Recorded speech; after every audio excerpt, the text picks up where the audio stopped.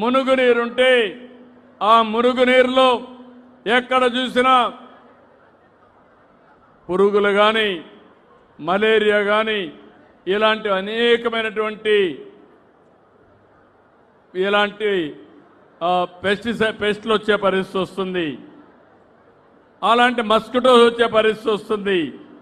దీనివల్ల ఒక్కొక్కసారి మీరు చూస్తే మలేరియా కోసం దగ్గర నేను చాలాసార్లు చూశాను.